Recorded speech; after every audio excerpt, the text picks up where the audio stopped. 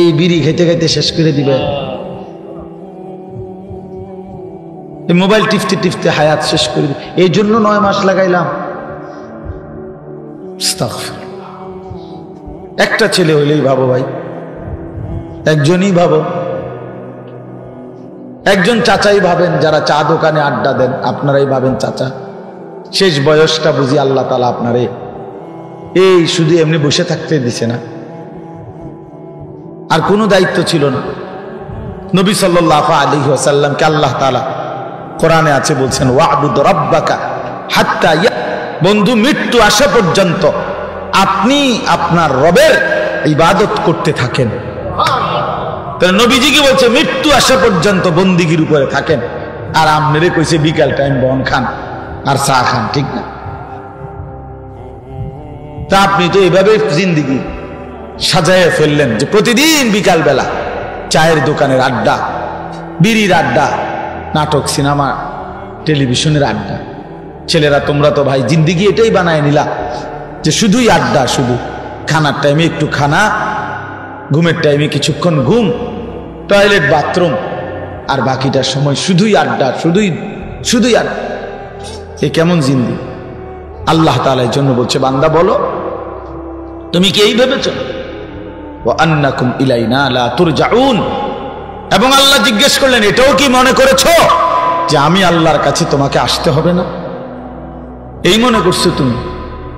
আমি একদম ছেড়ে দিছি মনে করছো? ওয়া আন্নাকুম ইলাইনা লা তুরজাউন। তুমি কি এই মনে করেছো তোমাকে ফেরত আসতে হবে না? তা আমরা উত্তর দেন, আমরা কি ভাবছি বলেন? এখানে আমরা যারা বসছি আমরা এই 2 প্রশ্নের উত্তর দেন। আল্লাহ তাআলা জানতে চাচ্ছে যে বান্দা তুমি কি মনে করেছো আমি তোমাকে অনর্থক বানিয়েছি? তো উত্তর দেন, অনর্থক বানাইছে? 2 নাম্বার আল্লাহ বলছেন তুমি কি এই মনে করেছো যে তোমাকে আমার কাছে আসতে হবে না? আসতে হবে। তো তাইলে আমি যখন এটা বুঝলাম, মেনেই নিলাম, আমাকে অনর্থক বানায় নাই, আমাকে আল্লাহর কাছে ফিরতেই হবে, তো আমার করণীয়টা কি? আমার গন্তব্যটা কোথায়? আমি যাব কোথায়? আমার উচিতটা কি? এতটুকু কমন সেন্স, এতটুকু ভাবনা যদি কারো না থাকে দোস্ত, তার জীবনে আছেটা কি? তাই আমারে বলে, সে মানুষ হলো কেন? সে মানুষ হলো কেন? হ্যাঁ, আল্লাহর কথা যার মনেই পড়ে না, আমি এই মাত্র বললাম এই কথাটা, নামাজ পড়তে যার মনেই চায় না, রাসূলুল্লাহ সাল্লাল্লাহু আলাইহি ওয়াসাল্লামের একটা সুন্নাত মানতে যার মনেই চায় না, আল্লাহর নাফরমানি যে ছাড়তেই চায় না, তো তুমি অপদার্থ নিজেরে মুসলমান পরিচয় দাও কোন লজ্জা? আরে ফালতু তুমি নিজেরে মুসলমান বলো কেন? তাই তোমার তো এটা পছন্দই না, তা এরপরও এটা ধরে রাখতেছো কেন এই পরিচয়টা? বলো ভাইয়া, বলো বাবা। আপনি তো বিড়ি খানাই ছাড়তে পারেন না, তো আপনি নিজের এই পরিচয় আখিরি নবী সাল্লাল্লাহু আলাইহি সাল্লামের উম্মত, তো এটা আপনি কি পরিচয় দিচ্ছেন? তিনি কিংবা তার কোনো অনুসারী এই দুর্গন্ধের সাথে কোনো সম্পর্ক ছিল কি? কথা বলেন না কেন? তো তা আপনার যে সম্পর্ক, তিনি মৃত্যু পর্যন্ত পবিত্র ছিলেন, তিনি মৃত্যু পর্যন্ত পবিত্র ছিলেন। প্রিয় নবী সাল্লাল্লাহু আলাইহি ওয়াসাল্লাম যখন হাঁটতেন তো পুরা রাস্তাটা মেশক আম্বরের ঘ্রাণ হয়ে যাইত। সাহাবায়ে কেরাম অপেক্ষা করতেন দেহ মুবারকের ঘাম শিশিয়ার বোতলের মধ্যে রাখার জন্য, মেশকের ঘ্রাণ হিসাবে ব্যবহারের জন্য। যিনি এত সুন্দর, এত পবিত্র, যিনি এতটা সুঘ্রাণওয়ালা, তার সামনে এই দুর্গন্ধময় মুখে কেমনে দাঁড়াবেন?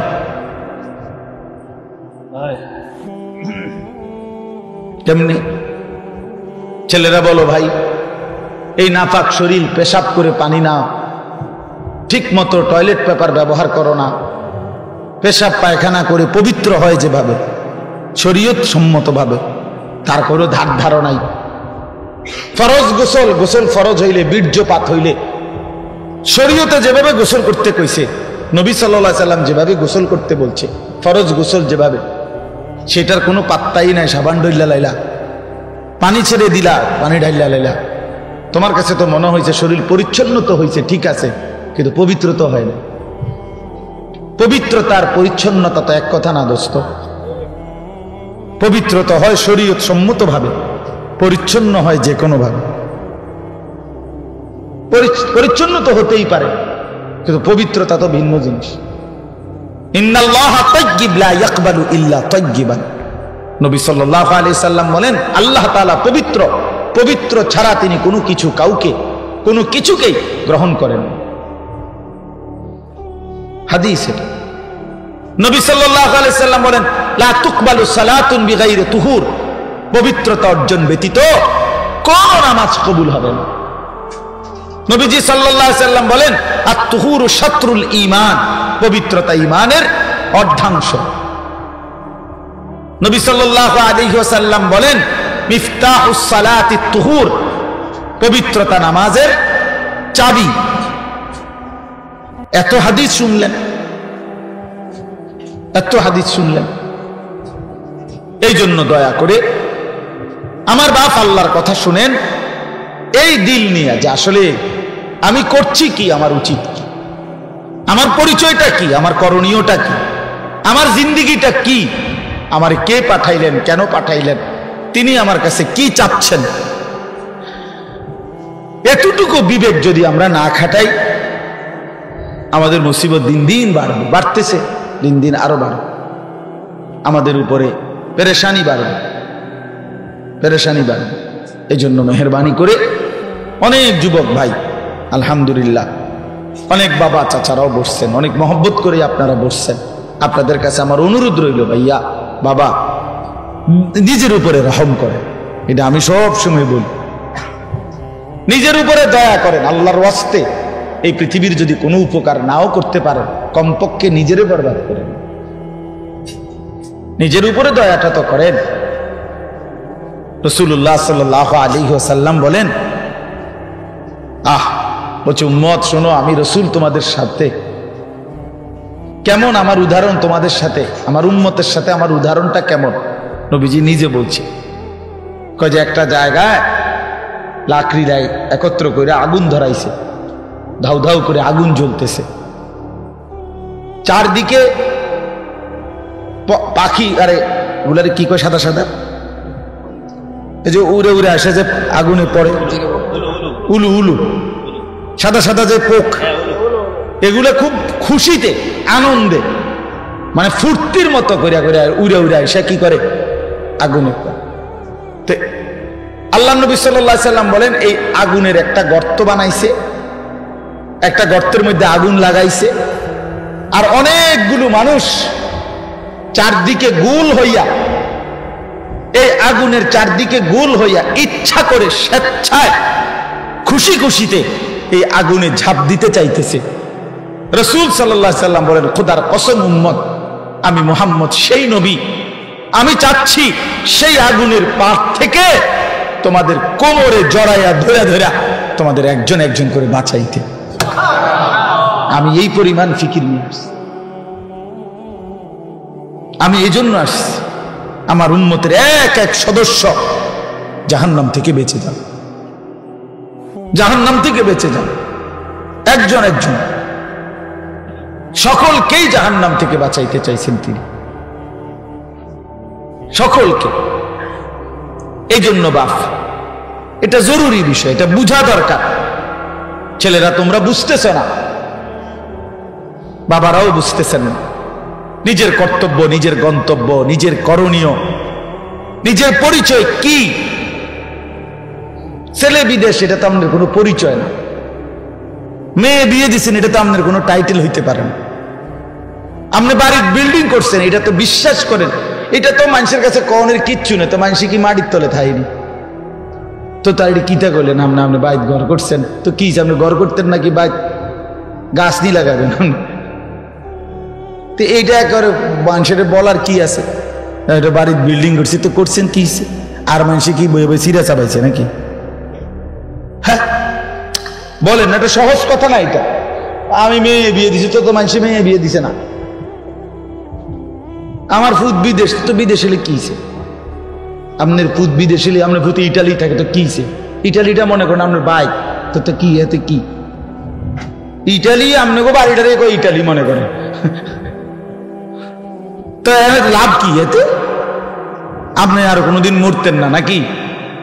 যার ছেলে বিদেশ তার তো মৃত্যু নাই, তো কি এটা কিন্তু তো কি বলবেন? এটির কি কথা? এগুলো এগুলো কোনো পরিচয় হলো? এগুলো বলার কিছু?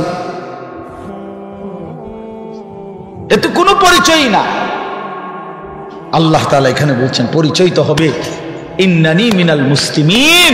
সারা পৃথিবীবাসী আমি মুহাম্মদ আরবির উম্মত, আর 23 বছর রাসূলের জিন্দেগি গ্রহণ করে সবার সামনে দাঁড়িয়েও আমি একাই বলতে চাই, গোটা পৃথিবী উল্টে যাক, আমি একমাত্র মুসলমান হিসাবে মৃত্যু পর্যন্ত নিজেকে দাঁড় করায় রাখতে চাই।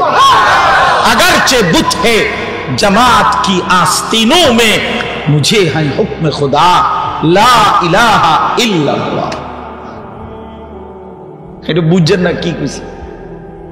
অর্থ হলো ইব্রাহিম আলাইহিস সালাম বলছে যে হে আমার জাতি, তোমরা যদি সবাই একটা একটা মূর্তি বগলে করে আইরা মূর্তির স্তূপ করো, আর সেই স্তূপের উপরে আমি ইব্রাহিমকে দাঁড় করায় দাও, আমি মূর্তির স্তূপের উপরে দাঁড়াইয়া একাই বলবো লা ইলাহা ইল্লাল্লাহ, মুঝে হ্যায় হুকমে খুদা লা ইলাহা ইল্লাল্লাহ। আমি একাই বলবো, পুরা জাতি মূর্তি পূজক হোক, সমস্যা নাই, আমি একাই। ওয়ারাবাতনা আলা কুলুবিহিম ইয কামু ফাকালু রব্বুনা রব্বুস সামাওয়াতি ওয়াল আরদ লান নাদউ বিদুনিহি ইলাহান লাকাদ কুলনা ইদান শাতাতা। আমি তো হাফেজ সাহেব না, দোস্ত হাফেজ সাহেব, আমি কোনো কামের না। হায় আল্লাহ, আসহাবে কাহাফের 7 জন যুবক, মাত্র 7 জন। একটা দেশের বাদশাহ, মন্ত্রী, উজির, নাজির, জনগণ, পাবলিক, 14 গোষ্ঠী, এমনকি এই ছেলেগুলোর বাপ মা, দাদা, চাচা, নানা, জেঠা, খালু, ফুফা, মামু, সকলেই মুশরিক, সকলেই মূর্তি পূজক। এরকম মনে করেন লক্ষ লক্ষ মূর্তি পূজকের মাঝখানে দাঁড়িয়ে, বাদশার সামনে দাঁড়িয়ে এই 7 যুবক বলছে যে আমাদের রব তিনি আসমান ও জমিনের রব, যিনি লান নাদউ মিন দুনিহি ইলাহান। এই জালেম বাদশা, আরো যদি জুলুম করো শাস্তি দাও, ফাঁসি দাও, আর জমিনে রাশ ফেলে দাও, কিন্তু তারপরেও শুনে নাও, আল্লাহকে ছাড়া, ওই এক মালিককে ছাড়া আর কাউকে আমরা ডাকবো না। লাকাদ কুলনা ইদান শাতাতা, যদি আল্লাহকে ভিন্ন কাউকে ডাকি তো নিঃসন্দেহে হবে এটা অপরাধ, পাপ, অন্যায়, জুলুম। আল্লাহ বলেন এই যুবকদের কলিজার ভিতরে এমন ঈমান, ওয়ারাবাতনা, আমি আল্লাহ কলিজার ভিতরে ঈমানটা রশি দিয়ে বান দিয়ে দিয়েছি, একদম না ছোটে। রাবাতনা মানে হতো বেঁধে দিলাম, যুবকের কলিজায় ঈমান বাইধা দিলাম। আমার মনে আছে ছোটবেলা একবার আমার বড় বোনের বাচ্চা হইছে, তো বাচ্চা হইছে, আর আমার নানার বাড়ির থেকে আমার মা, আমরা দেশে কয়েক এরকম কুড়া কয়েকগুলো গোল গোল চাউল দিয়া দিয়ে বানাছে, বাচ্চা হইলে মেয়ের বাড়ির পাঠায়। আপনাদের দেশে আছে এগুলা, ডেকচির মধ্যে কইরা এরকম গোল গোল কুড়া কুড়া, হ্যাঁ এগুলো গোলা গোল গোল আর কি, এরকম এগুলা বানাইয়া আগের দিনে কি করতো, পাঠাইতো, বুঝছেন না? মেরাফিডা না, মেরাফিডা তারা ছোট ছোট, হ্যাঁ একটু বড় বড় সাইজ আপনার। আচ্ছা যাক, কি এরকমই হইব। আমরা যেটা ছোটবেলায় চিনছি এখন আর চেনে না। এই শুনেন, এটা একটা দলিল না, না এটার দলিল হইল যে যারা তাদের ফ্যামিলিকে ইসলামে অভ্যস্ত করে না, খোদার কসম 100 বছর পরে পরবর্তী জেনারেশন কোরআন কি, ইসলাম কি, মুসলমান কি, আখিরাত কি বুঝবেই না। আজকে বহু কিছু আছে এরকম আমাদের ছোটবেলার জিনিস এখনকার বাচ্চা করে আপনি বুঝাইতে পারতেন। আর সাসার গো আমলের টিতে আরো না, আমি আমারটা না, আমার বয়স তো কমপক্ষে 200। ঠিক না কথাটা? 283 বছর নিয়ে আমার বয়স। তাইলে আমার বয়স 43 রানিং, 81 সনে আমার জন্ম। তাহলে আমার 43 বছর যদি আমার বয়স, তা আমার ছোটবেলা আজ থেকে 150 বছর আগে, 30 বছর আগে, ঠিক না? তো 30 বছর আগের কথাটাই তো আমি বুঝাইতে পারতেছি না, চিনাইতে পারতেছি। মক্কার কুরাইশরা, কাফেররা আপনার সরাসরি ইব্রাহিম এবং ইসমাইল আলাইহিমাস সালাম এই দুই নবীর বংশধর। এই আবু জেহেল, আবু লাহাব, উতবা, শাইবা এরা সরাসরি নবীদের বংশধর, কুরাইশ যারা। অথচ দীর্ঘদিন পরে আইসা কুফরি করতে করতে, মুশরিক করতে করতে, আল্লাহকে ভুলতে ভুলতে একটা জেনারেশন আইসা, এই নবীওয়ালা প্রজন্মের পরবর্তী জেনারেশন আইসা এখন তারা বলতেছে, মুহাম্মদ কি বলতেছো তুমি? কেমনে কবর থেকে আবার উঠাইবো? পাইবো কই? কি কও না কও, একটা কথা কও। মানে এটা মনে হয় যেন তারার বাপ দাদা কেউ শুনছে, এই কথাটাই তাদের বুঝে আসতেছে না। হায় বিশ্বাস, এটা বুঝো ভাইয়া, যার বিবেক আছে সে বুঝো। হাজারো মাসআলা কোরআন সুন্নাহর যেটা মানুষের মৌলিক প্রয়োজন, আজকের জেনারেশন এখনই চিনেও না, বোঝেও না, জানেও না। আপনি এখনই দেখেন, আপনি একজন চাচারে জিগান অথবা জোয়ানের জিগান যে নাকের নরম জায়গায় পানি পৌঁছানো ফরজ গোসলের সময় সুন্নত তরিকায় কিভাবে পানি পৌঁছাইতে হয়, তুমি দেখাও। এখানে না দেখান, অনেক আর পানি দেন। এই ছেলেদেরকে দেখান, ডাকেন, হুজুর বলেন। অথচ এই প্লাস, গোল্ডেন এ প্লাস, সবই তো ঠিক আছে দোস্ত, কিন্তু ফরজ গোসল কিভাবে করতে হয় সেটা বলো। আর যার ফরজ গোসল আদায় হয় নাই, বীর্যপাত হওয়ার পরেও যে গোসল ফরজ শরীয়ত মতে আদায় করতে পারে নাই, খোদার কসম তার কোনো নামাজ কবুল হয় না। জুমার নামাজেও না, জানাজার নামাজও না, কাবা শরীফের ছাদে উঠে পড়লেও হবে না। কত বড় দুর্ভাগ্য, কত বড় বদনসিব।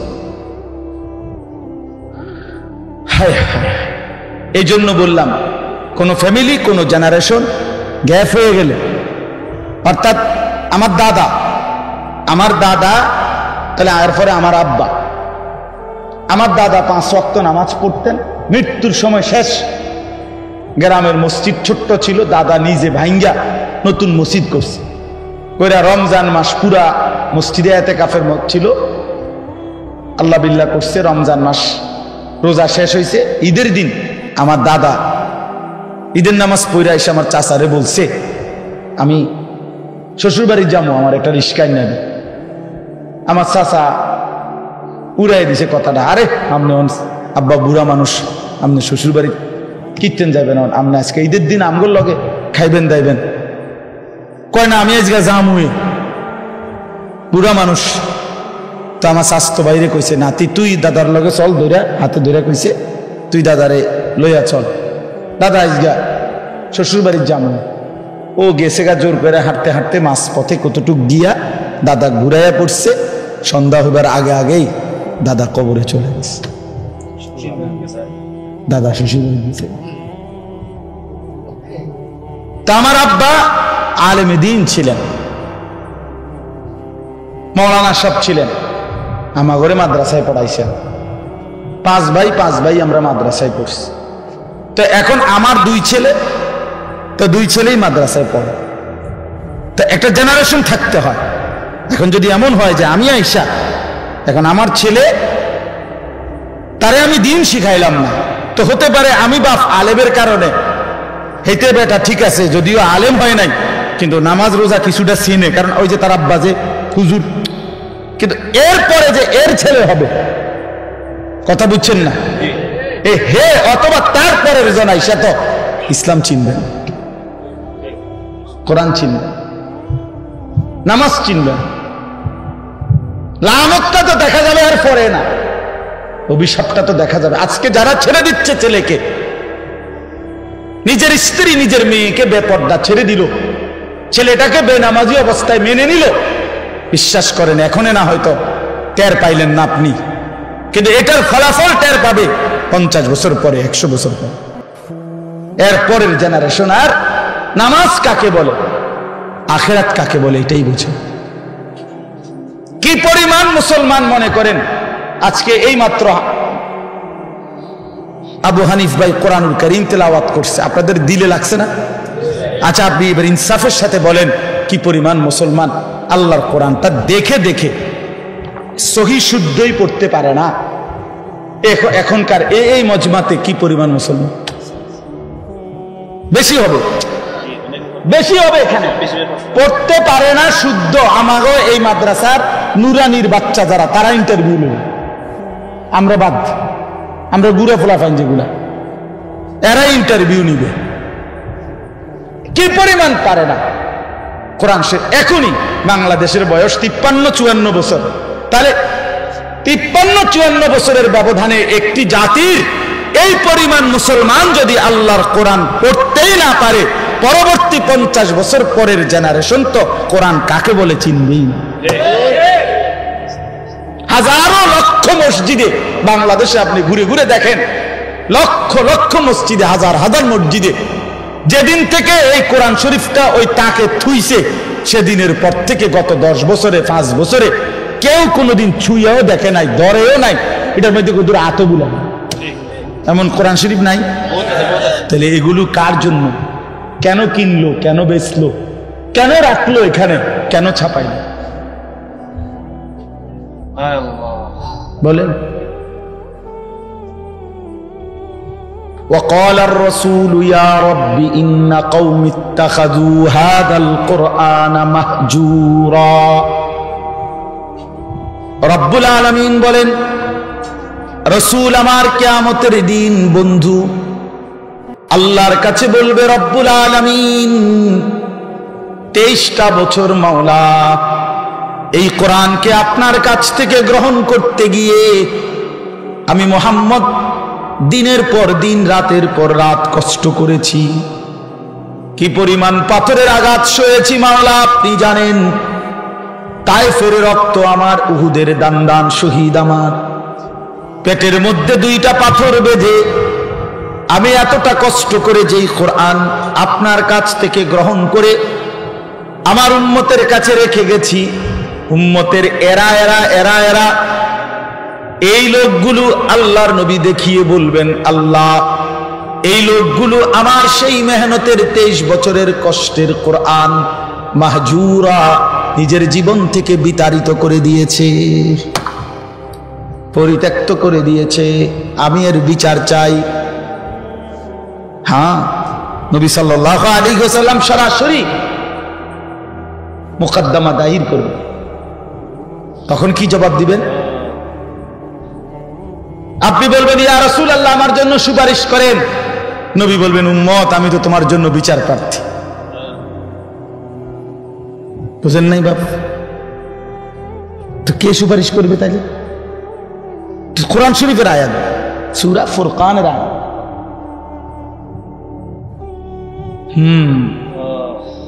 এজন্য দয়া করে নিজের উপরে দয়া করেন, নিজের উপরে মেহেরবানি করেন, রহম করেন নিজের উপরে। ওই কথাটা থেকে চলে গেছিলাম। তো আমি আমার বোনের জন্য, বোনের বাচ্চা হয়েছে, মা এরকম গোল গোল পিঠা, লাড়ু আরি লাড়ু, লাড়ুর মতো এগুলো বানায় দিছে ডেকচির মধ্যে, এরকম বড় ডেকচি। তা আমার ছোট মামা আমার খুব আদর করতেন, আলহাজ মুজিবুর রহমান আমার মামার নাম, মুজিব মামা, ছোট মামা আমাগো। এই মামা এটারে ডেকচিটারে সাইকেলের পিছনে রশি দিয়া এমন টাইট করে বান দিয়ে দিছে। তো আমার এখনো মনে হইল আমি ওই সাইকেল দিয়ে যাওয়ার সময় উঁচা রাস্তা, নিচে অনেক নিচে ক্ষেত, মাটি কাইটা রাস্তা বানছে অনেক উঁচা করে। ঘটনাচক্রে আমি পড়ে গেছি।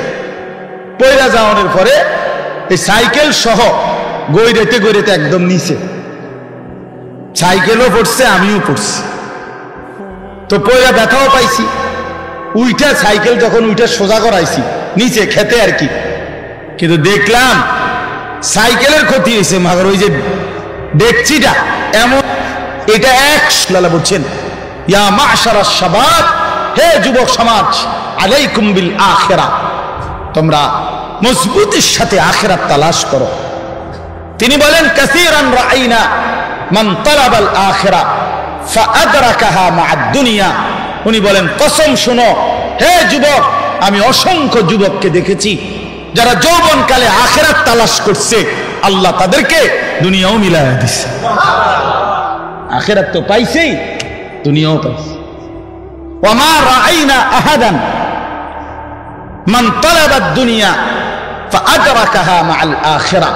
কিন্তু আমি এমন একজনকেও দেখি নাই যে শুধু দুনিয়া চাইছে কিন্তু আখিরাতও সাথে পাইছে, এমন একজনও হয় নাই। আর দুনিয়াও আল্লাহ তাআলার ফয়সালার ব্যতিক্রম, সে কিছুই পায় না। চাইছে তো দুনিয়া অনেক কিছু, কিন্তু আল্লাহ যে দুনিয়া যা চায় তা দেয়।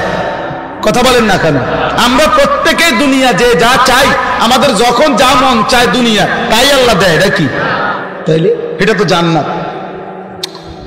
যখন যা মন চায় তা দিবে যেই জায়গায়, সেই জায়গার নাম কি? তো এখানে এটা হবে। তো তাইলে আমার আপনার কত পরিমাণ প্রত্যাশা, পরিকল্পনা, চাওয়া পূরণ হয় নাই, এটাই বেশি পূরণ হই না চাইতে। জীবনের কত কিছু চাইছি আমরা, কিন্তু তার অধিকাংশই কি? অপূরণ।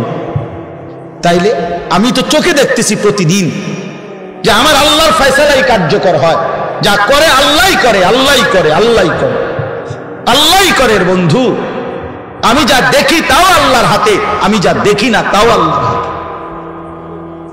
মাখলুক কিছুই করে না, কেউ কিছু করে না, করে যা আল্লাহই করে। নবী সাল্লাল্লাহু আলাইহি সাল্লাম ওনার চাচাতো ভাই আব্দুল্লাহ ইবনে আব্বাস রাদিয়াল্লাহু তাআলা আনহুমাকে বলছে, ওয়া আলাম আন্নাল উম্মাতা লাউ ইজতামাআত আলা আন ইয়ানফাউকা বিশাইইন লাম ইয়ানফাউকা ইল্লা বিশাইইন কাদ কাতাবাহু আল্লাহু লাক। শোনো, গোটা পৃথিবী মিলে যদি সিদ্ধান্ত নেয় তোমার একটা উপকার করবে, নবী বলেন করতে পারবে না, কেবল তোমার সেই উপকারটাই হবে যেটা আল্লাহ তোমার জন্য লিখে রেখেছেন। সবাই মিলে যদি সিদ্ধান্ত নেয় তোমার একটা ক্ষতি করবে, মুসিবতে ফেলবে, আল্লাহর নবী বলেন কোন মুসিবতে ফেলতে পারবে না, কেবল সেই মুসিবতটাই আসবে যেটা আল্লাহ তোমার জন্য লিখে রেখেছেন। অতএব আমরা যদি আল্লাহর দিকে ফিরে আসি, নিজেও যদি ফিরি ভাইয়া, মানুষকেও যদি আল্লাহর দিকে ফিরাইতে চেষ্টা করি, বিশ্বাস করে এটার চাইতে দামি, এটার চাইতে সুন্দর আর কোনো কাজ হইতে পারে। ওই মানুষটাই সবচেয়ে সুন্দর যে নিজেকেও সাজিয়ে তোলে আর বাকি মানুষদেরকে আল্লাহর দিকে ডাকে, আল্লাহর দিকে ডাকে। এবার আমার এই আয়াতটার তরজমা আর একটু শুনেন, তাইলে আমার কথা শেষ। এনে আগে একটা কথা শুনেন, কোরআনুল কারীমের মধ্যে আল্লাহ তাআলা 4টা কসম করে বলছে, ওয়াত্তিন ওয়াজাইতুন ওয়াতুর সিনিন ওয়া হাদাল বালাদিল আমিন। এই 4টা কসম। 3 মানে ডুমুর ফল, জাইতুন এটাও জলপাইয়ের মতো ছোট ছোট একটা ফল, যেটা দ্বারা উৎকৃষ্ট তেল তৈরি হয়। আর হলো অতুর সিনিন, ওই তুর পাহাড়ে নবীজি আরে মুসা আলাইহিস সালামের সাথে আল্লাহ যে কথা বলছে যে জায়গায়, ওই জায়গার কসম। আর 4 নাম্বার ওয়াহাদাল বালাদিল আমিন, নবীজি যে পবিত্র ভূমিতে জন্ম নিয়েছেন মক্কা নগরী, এই মক্কা নগরীর কসম। কয়টা হলো? আল্লাহ তাআলা বলেন এই 4টে কসম করে বলতেছি বান্দা, লাকাদ খালাকনাল ইনসানা ফি আহসানি তাকওয়িম, নিশ্চয়ই আমি আল্লাহ, বিশ্বাস করো বান্দা, মানুষকেই বানিয়েছি সবচেয়ে সুন্দর করে। এই শব্দটা শুধু আমি ওই আমার এই আয়াতটা বোঝানোর জন্য কইতেছি। মানে আহসান, এই শব্দটা বলেন তো। অনেকের নামও আছে আহসান হাবিব, অনেকের নাম আছে না এরকম, এই শব্দটা আর কি আহসান শব্দটা বলেন। আহসান অর্থ হলো সবচেয়ে সুন্দর, সবচেয়ে সুন্দর। তা আল্লাহ তাআলা বলেন আমি মানুষকে বানিয়েছি সবচেয়ে সুন্দর করে, ফি আহসানি তাকওয়িম। আহসান, তাহলে আমাদের সৃষ্টি আল্লাহ করেছেন কিরকম? আহসান। বলেন না, না এটাই কইতে হইব, আরবিটাই কইতে হইব, আহসান। তাহলে আমাদেরকে আল্লাহ তাআলা বানিয়েছেন কেমন করে? আহসান করে। এবার আসেন, আল্লাহ তাআলা বলেন আল্লাযী খালাকাল মাউতা ওয়াল হায়াতা লিয়াবলুয়াকুম আইয়ুকুম আহসানু আমালা। আল্লাহ বলেন আল্লাহই মৃত্যু দেন, আল্লাহই জীবন দেন। যদি বলি কেন দেন, আল্লাহ বলেন পরীক্ষা করার জন্য হায়াতের এইটুকু জিন্দেগিতে কার কার আমল আহসান, কার কার আমল আহসান, আহসানু আমালা। ইন্না জাআলনা মা আলাল আরদি জিনাতাল লাহা লিনাবলুয়াহুম আইয়ুহুম আহসানু আমালা। একই কথা। আল্লাহ তাআলা বলেন আমি দেখতে চাই কার কামল আহসান। তাইলে আল্লাহ পাক আমাদেরকে হায়াত দিয়ে জীবন। আব্দুল কাদের জিলানী যেই জামানার বুজুর্গ ছিলেন, ওই জামানায় শুধু তো উনি বুজুর্গ ছিলেন, ঠিক না? হযরত জুনায়েদ বাগদাদি রাহমাতুল্লাহ আলাইহির জামানা বাগদাদে শুধু এই উনি আল্লাহর ওলি ছিল নাকি? না, অসংখ্য এমন আছে যাদের নাম পৃথিবী জানেও না। এটা কার কুদরত? আল্লাহ। সব সাহাবীর নাম পৃথিবীর কোথাও নাই। নবীজির যদি বিদায় হজ্জের মাঠে ১৬ লাখ সাহাবী ছিল, ১৬ লক্ষ, তাহলে ১,২৫,০০০ যদি হয়, পৃথিবীর কোন কিতাবে ৫,০০০ সাহাবীর নাম নাই, নাই নাই, সাদের দেশেও নাই। কথা বুঝেন নাই? নাই। তাইলে বাকি এই যাদের নাম নাই ওনারা ব্যর্থ। ১৬ লাখ আম্বিয়া আদম আলাইহিস সালাম থেকে আমাদের নবী সাল্লাল্লাহু আলাইহি সাল্লাম পর্যন্ত যদি ১,২৪,০০০ বা ২,২৪,০০০ নবী এবং রাসূল হয়, কোরআন শরীফের নাম আছে ২৫ জনের। কয়জনের? তো বাকিরা আল্লাহর কাছে নবী না, বাকিরা রাসূল না।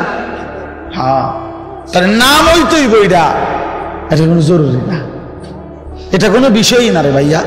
আমি দ্বীনের জন্য কাজে লাগলাম কিনা, ওলামায়ে কেরাম আপনাদেরকে বলি ভাইয়া, আপনি কোনো কামে লাগলেন কিনা, মালিক আপনারে নিল কিনা, এটা হলো দেখার বিষয়। আল্লাহর কাছে এটা বলতে হবে, মাওলা আপনি নেন আমার, আপনি কত বান্দারি দিয়ে আপনি আপনার দ্বীনের কত কাজ করাইলেন, আমারও একটু কাজে লাগান, আমারও একটু সুযোগ দেন। আমিও তো চাই মাওলা আপনার দ্বীনের খেদমত করতে। আল্লাহ যদি বলে আচ্ছা তোকেও নিলাম, তো কামিয়াব, তাইলে কামিয়াব। বাংলাদেশের একজন বড় বুজুর্গ বলছেন, মসজিদের ইমাম সাহেব প্রথম কাতারের মুসল্লিগুলো আজকে 10 বছর ইমামতি করেন, 5 বছর ইমামতি করেন, আপনার প্রথম কাতারের নিয়মিত মুসল্লিগুলোরও এখনো ওযু নামাজ সুন্নত মোতাবেক হয় নাই। হুজুর বলেন যে মনে রাখেন আল্লাহর কাছে হাসরের ময়দানে জবাবদিহি করার জন্য রেডি থাকি। এত রং না, এত রং না। আপনি শুধু একটা 26-এ মসজিদে ঢুকবেন, একটা 30-এ জামাত জোহর, আর আপনি একটা 40 বা 42-এ আবার বাইরে যাবেন, খালাস। তো এই মুসল্লিদের ওযু নামাজ কোরআন শুনতে চায় না, বসতে চায় না, পাত্তা দেয় না। তো নবী সাল্লাল্লাহু আলাইহি সাল্লাম তো দাওয়াত দিছে শুধু যারা পাত্তা দিছে তাদেরকেই না, বলেন না কেন? তো তলব বে তলব, গরজ বে গরজ, হ্যাঁ, আগ্রহ নিয়ে আসছে তাকেও দিন পৌঁছাইছে, আগ্রহ নিয়ে আসে নাই, শুনতে চায় নাই, তারে দিন পৌঁছায় না। তো আমাদের জিম্মাদারি কোথায়? আপনারা অনেক মৌলানা সাহেব দেখে বললাম, জিম্মাদারি কোথায় ভাইয়া? ফিকির করেন। উম্মতের কলিজার মধ্যে উম্মতের ফিকির যার নাই, মানুষের জন্য তরফ ব্যথা যার দিলে নাই, তিনি ওয়ারাসাতুল আম্বিয়ার হক আদায় করতে পারে নাই। উম্মতের তরফ থাকতে হবে। মাঝে মাঝে ঘুম ভাঙে গেলে মনে হইতে হবে, হায় আমার রাসূলের উম্মতের কি হবে, আল্লাহর বান্দাদের কি হবে, একথা ভাবতে হবে। হ্যাঁ, আমার শায়েখ আল্লামা মুফতি মুশতাকুন নবী কাসিমি হযরত আমার এই বছর রমজানে ইতিকাফের সময়, আমি আজকে 11 বছর হুজুরের সাথে ইতিকাফ করি, রমজানের শেষ দশকে। তো এই বছর রমজানের সময় আমার হুজুরে বলতেছে ইতিকাফে একদিন রাতের 1টা 1:30 বাজে যে মাওলানা আল্লাহর রাস্তায় তাবলীগের সফরে দাওয়াত ও তাবলীগের রাস্তায় 40টা দিন হজের থেকে আইসা সময় দিয়েন। আমি বলছিলাম ইনশাআল্লাহ। আগেও গেছি একবার 22 সালে। তো এই বছর আপনার হজের থেকে আইসা এই জুলাই মাসের 31 তারিখ আল্লাহর রাস্তায় বের হয়েছিলাম। ও কাকরাইল থেকে আমাদেরকে দিনাজপুর, উত্তরবঙ্গ, অনেক দূর, আপনার আমাদের ক্যান্টনমেন্ট থেকে প্রায় 450 কিলো ওইখানে গেছি। গত 40টা দিন ওইখানেই ছিলাম দিনাজপুরে। এই গন্ডগোলের সময় ওইখানেই ছিলাম, বন্যার সময় ওইখানেই ছিলাম। আজকেই আমি আসছি, আজকেই আমি কাকরাইল থেকে দুপুর 12:30টায় শেষ এই আমার প্রথম বয়ান, আজকেই 40 দিন পরে এখানেই আসলাম। এই 40 দিন আমরা 26 জন সাথী ছিলাম। 16 জন জামাতের মধ্যে আলেম ছিল, 3 জন বড় ডাক্তার ছিলেন। 10টা উপজেলায় এই 40 দিনে মেহনত করছি। 10 উপজেলা একসাথে। কি পরিমাণ দৌড়াইছি বলে। আমার ব্যক্তিগত গাড়ি ছিল সাথে, ড্রাইভার ছিল, ড্রাইভারও আমার 3 চিল্লার সাথী। তো সবাই মিলে দিন রাত পরিশ্রম করছে আলহামদুলিল্লাহ। গতকালকে আমরা যখন আসছি কাকরাইল, আমাদের সাথে মোট 63 জামাত, 950 আল্লাহর বান্দা আল্লাহর রাস্তায় এক চিল্লার জন্য বেরোচ্ছে। বুঝছেন? 950 মানুষ যেখান দিয়ে কালিকা কাকরাইল যারে জিগে সব দিন আছে আল্লাহ করাইছে আলহামদুলিল্লাহ। ও যে মুরব্বী আমাদের কারগুজারি শুনছেন, কাকরাইলের মুরব্বী, উনি 3, 4 বার 5 বার জিজ্ঞাসা কয় জামাত, উনি এটা বুঝতেছেন এটা কি কয়। 63, আমরা বলতেছি 63। পরে আমাদের একজন মৌলানা সাহেব বলতেছে 60-এর উপরে 3, 60-এর উপরে 3 মানে বুঝানোর জন্য বলছে। তো উনি বুঝছে 63। আলহামদুলিল্লাহ, আল্লাহ করাইছেন। এমনি বললাম মানুষের তরফ, আপনি গিয়ে দেখে আসেন উত্তরবঙ্গের হালাত।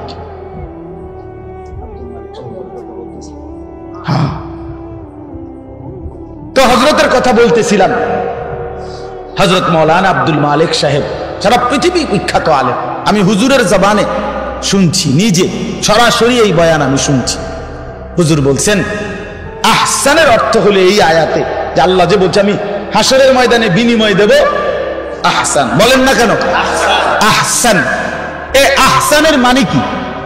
হুজুর বলছে মানে হইল একজন ব্যক্তির প্রত্যেকটি নেক আমল যেই পরিমাণ মোট, এই পরিমাণ আল্লাহ সামনে নিবে, নিয়া এই আমলটার মধ্যে যতগুলো করছে তার মধ্যে সবচেয়ে সুন্দর হইছে তার যেই আমলটা, যেই দিন কাটটা, যেইটা, এইটারে ধইরা সবগুলারে এইটার সমান বানাইয়া আল্লাহ সমান প্রতিদান।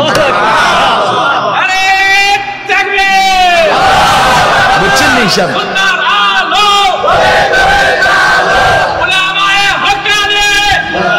বুঝছেন না আমরা কথাটা, হিসাবটা? ওই আমাদের দেশে দেখবেন ফার্নিচার কাঠের কাজ যারা করে হেরা কয় 12.5 নিতে হবে। 12.5 মানে হইলো কাঠের মাঝখানটা হইলো 7 চিরাইলে, আর 4.5 কি কয় 12। এটা দুর্বল আর কি একটু। তো আপনি 12.5 মিলে নিলে 30,000, আর শুধু 7 নিলে কি 48,000। কথার কথা খাটের হিসাব। আপনি আলু যদি ছোট বড় মিলে নেন তাহলে 12 টাকা কেজি, আর সাইয়ে যদি বাচ্চা নেন 18 টাকা কেজি। কথার কথা। তো আল্লাহ তাআলা বলেন বান্দা আমি তোমার মনে করেন 1 লক্ষ রাকাত, কথার কথা আমার সেজদা, 1 লক্ষ রাকাত নামাজ আমি পড়ছি, কথার কথা। তাহলে এখন এই 1 লক্ষ রাকাত নামাজকে নিয়ে এই 1 লক্ষের মধ্যে আমার যেই রাকাতটা সবচেয়ে সুন্দর হয়েছিল, এই 1 লক্ষরে আল্লাহ এটার সমান বানাইয়া নেকি দিবে। হিসাবটা বুঝছেন না? আচ্ছা কি মজা হবে এটা! এই মালিক কেমন মেহেরবান মালিক। ওয়ালানাজজিয়ান্নাহুম আজরাহুম বিআহসানি মা কানু ইয়ামালুন। রব্বুল আলামিন বলে যা যা আমল করেছো সবগুলো আমলের আহসান সবচেয়ে সুন্দরটার মাধ্যম দিয়ে আমি আল্লাহ তোমাদেরকে বিনিময় দেব। এবার বন্ধু আমার, রব্বুল আলামিন বললেন বান্দা আমি তোমাকে সৃষ্টি করেছি আহসান, আমি তোমার দেখতে চাইছি আমল যেন হয় আহসান। আমি আল্লাহ ওয়াদা দিচ্ছি আখিরাতে বিনিময় দেব আহসান। এবার আপনি বলবেন আল্লাহ, এবার আপনি তাইলে আমারে বলে দেন আমার জিন্দেগি, আমার আমল, আমার এই হায়াতের মধ্যে আমার জীবন আহসান হবে কিভাবে, আমার জীবন আহসান হবে কিভাবে, আমি নিজেকে আহসান দুনিয়ায় বানাবো কিভাবে। আল্লাহ বলেন ওয়ামান আহসানু কাওলান মিম্মান দাআ ইলাল্লাহ ওয়া আমিলা সালিহান ওয়া ক্বালা ইন্নানি মিনাল মুসলিমিন। এই তিন জিনিস বুঝায়া দাও, নিজের পরিচয় আহসান লিখে নাও।